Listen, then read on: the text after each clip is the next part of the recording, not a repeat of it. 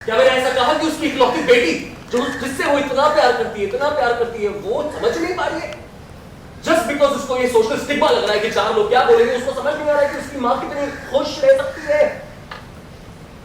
मैंने बोला ऐसा नहीं बोला, मेरे क्या बोला, मैं ऐसे ही बोलना चाहता हूँ। मुझे एक अपने से बात करना चाहिए, चुपचाप के सामने से चला जाऊंगा। लो कृष्णा सीढ़ी पे। Look at her, Nayan, pain, breathing, आ गई वो, देखता रहा उसको। तिन्नी स्टेप बैक और माँ का हाथ पकड़ा। बेटा, ये क्या हाल बना रखा है आपने? हम जानते हैं कि आपको अपनी बेटी की बहुत चिंता थी, आप बहुत चिंता कर रहे थे।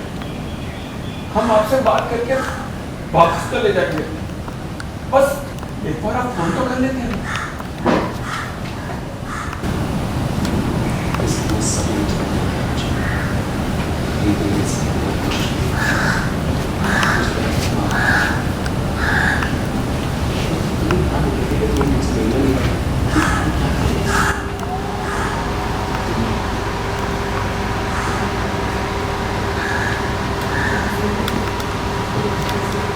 मद्रासी को रियलाइज हुआ प्रैक्टिकल।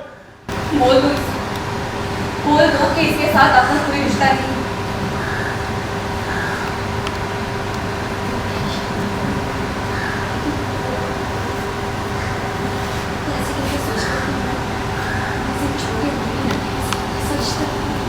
लो कृष्णा, डिसबिलीफ।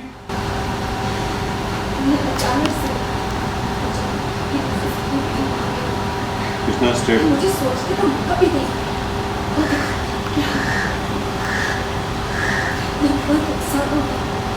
वो भी सिर्फ एक सिंदूर की वजह से। हम बहुत शरीफ लोग हैं ईशा, मेरा परिवार बहुत शरीफ लोग है, मुझे समाज में मुंह दिखाना होता है, इसलिए इन लोगों ने तुम्हारे खिलाफ कोई एक्शन नहीं लिया। हाँ, सच सच बताओ ईशा, क्या मुझे तुम्हारी मन की नीयत के बारे में पता था? मैं तो तुम्हारे पास पूजा के फूल लेकर आई थी, लेकिन तुमने अचानक से मेरी मांग भरी। मुझे इन सब के बारे में कुछ नहीं पता था ईशा। यानी किसने फोटो ले ली, कैसे पोस्ट कर दी, मेरी बेटी के पास वो फोटो कैसे चली गई, मुझे कुछ नहीं पता। तो मुझे ऐसा लग रहा है कि शायद ये सब पहले से प्लान हुआ। तुमने किसी को इंस्ट्रक्शंस दिए होंगे, उसने ऐसा किया होगा। शॉक कृष्णा। हाँ ईशान, वरना तुम ऐसी हरकत क्यों करते? वरना क्या इतना बड़ा फैसला तुम अकेले ले सकते थे? क्या मैंने तुमसे कभी इस बात में कुछ कहा था?